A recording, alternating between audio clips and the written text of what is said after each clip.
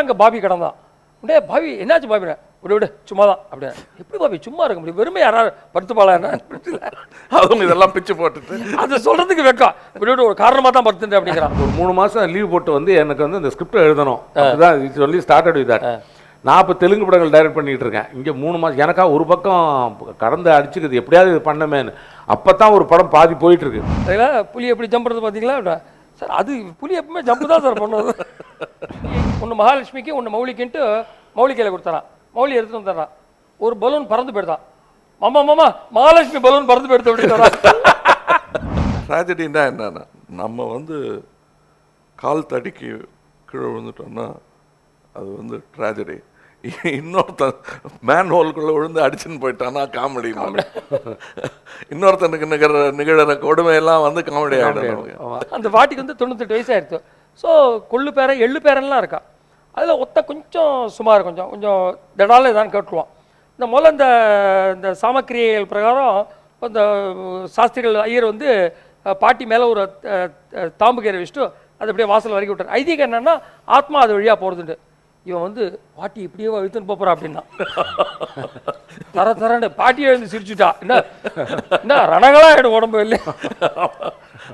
இப்போ அந்த வண்டி பெசன் நகர்லாம் இருக்கு. அப்போ 8 கிலோமீட்டர் இழுத்துட்டே போனேன். கொஞ்சம் பாட்டி தான் இருக்கும். அப்புறம்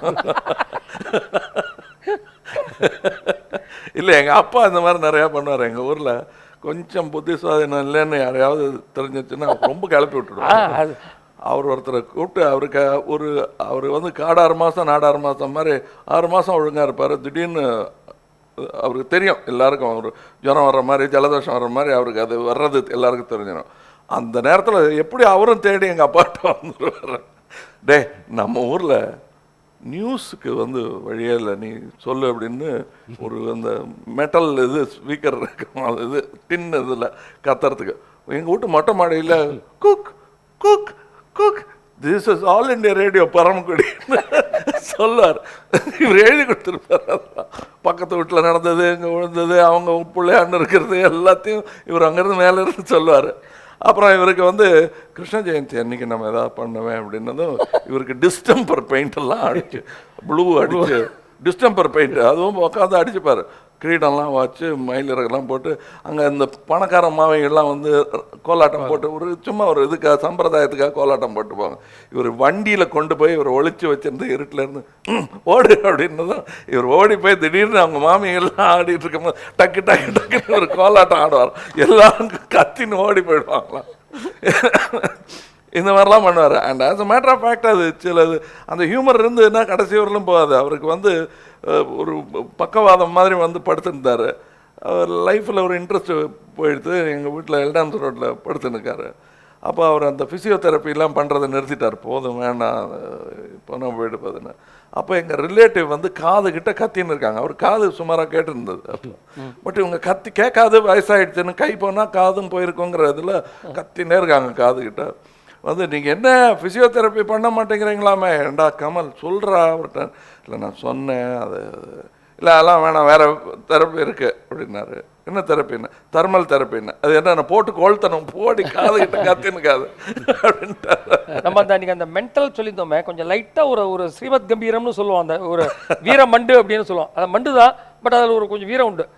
இப்போது எங்கள் ட்ரூப் பாபி இருக்கான் இல்லையா, அவன் வந்து நானும் பாபி ஒன்றா ஸ்கூட்டரில் இதுக்கு போவோம். நான் என் ஸ்கூட்டரில் வருவான், அவன் ஸ்கூட்டரில் வருவான். பாபி வந்து சிக்னல் நின்றுட்டு சர்ன்னு ஸ்டார்ட் பண்ணி போயிட்டான். பாபி என்ன இவ்வளோ ஸ்பீடாக போகிறான்ட்டு. அப்புறம் நான் வந்து பிரிட்ஜ் ஏறி பார்க்குறேன். அந்த ஈகா தேட்டர் முன்னாடி பிரிட்ஜ் ஏறி பார்க்குறேன். அங்கே ஒரு டயர் ஒன்று ஒரு கடந்தது. இந்த பக்கம் ஒரு கண்ணாடி ரியர் வியூ மிரர் கடந்தது. அப்புறம் அங்கே பாபி கடந்தான். உடனே பாபி என்னாச்சு பாபின விட விட சும்மா தான் அப்படின்னா. எப்படி பாபி சும்மா இருக்க முடியும், வெறுமை யாராவது படுத்துப்பாளா என்ன? அவங்க இதெல்லாம் பிச்சு போட்டுட்டு அதை சொல்கிறதுக்கு வைக்கம் விட விட ஒரு காரணமாக தான் படுத்துட்டேன் அப்படிங்கிறான். ஒரு காரணமாக பிரிட்ஜில் எல்லாத்தையும் பிரிச்சு போட்டு படுத்துட்டியா?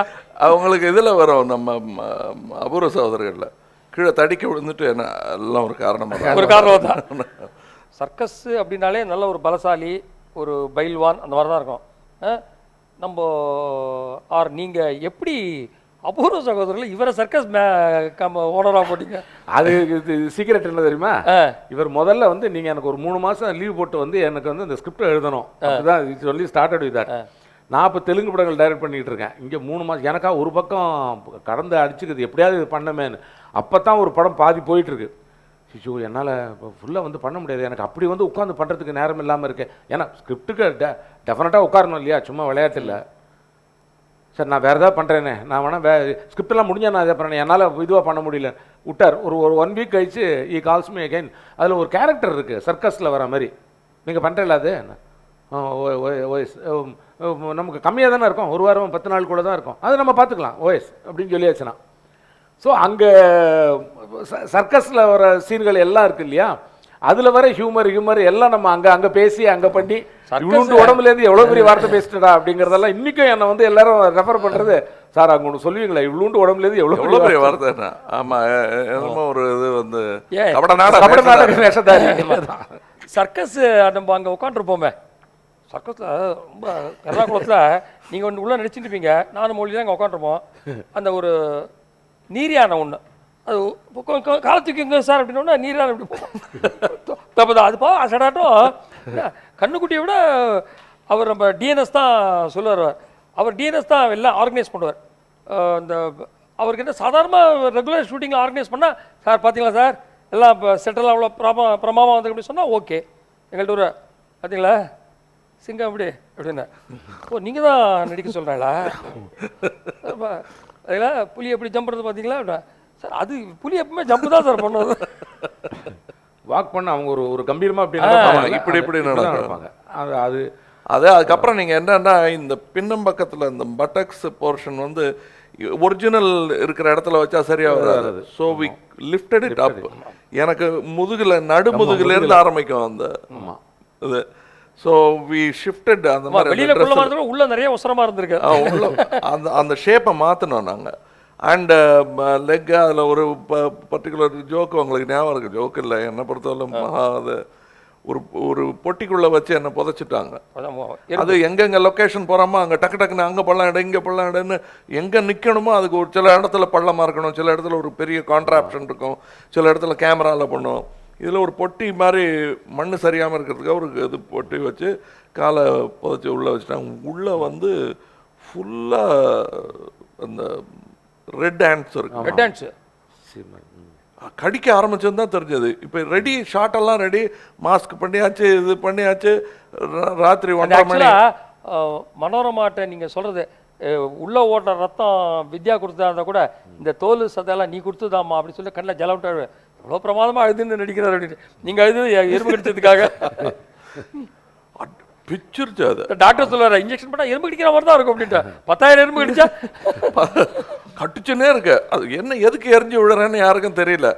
எடுத்து தொலைங்க, சீக்கிரம் எடுத்து தொலைங்கன்ட்டு அதுக்கப்புறம் எடுத்து அது இப்போ சொன்னாலே அரிக்குது கால். ஆமாம், ரொம்ப தேங்க்ஸ் மௌலி. ரொம்ப நான் இன்ஃபேக்ட் உன்னை வச்சுருந்து சார்கிட்ட ஒரு பெரிய ரிக்வெஸ்ட் என்னன்னா, அப்போ சொன்ன மாதிரி எல்லாருடைய நேர்களுடைய விருப்பத்திற்கு இணங்க ஒரு பம்மல் கேயோ ஆர் எல்லோ எம்மோ இன்னொரு சம்பந்தம் உண்டு, இந்த சம்பந்தமாக பண்ணணும். இந்த சம்பந்தமாக we are not just actors, we are not just humorous, we write. அதில் நீங்களாம் படிச்சுட்டு நான் படிக்காமலே எழுத ஆரம்பித்தேன். So that is the connection. This is a family. கமல்னாவோட ஹாஸ்யம்னா தனியாக இங்கேருந்து சுயம்புவாக வந்ததில்லை. எவ்வளவு என்ன சீரியஸ்கள் படங்கள் தசாவதாரங்கள் மாதிரி பண்ணியிருந்தாலும் ஹியூமரை வந்து நிச்சயமாக ஒரு பெரிய படையே அதுக்கு காத்துக்கிட்டு இருக்கு உங்ககிட்ட இந்த ஹியூமர் ஃபிலிம்ஸை. அது வந்து நிச்சயமாக அது விட்டுறக்கூடாது. அப்போ ஹியூமருக்கு ஒரு கஸ்டோடியன் நீங்கள், அது தேவை, ரொம்ப தேவை. அந்த கஸ்டோடியனாக நீங்கள் இருக்கணும் டெஃபினட்டாக. இல்லை, அதனால தான் நான் தனியாக இல்லை, நான் தனி மரம் இல்லை தோப்புன்னு காட்டுறதுக்கு நீங்கள் தான்.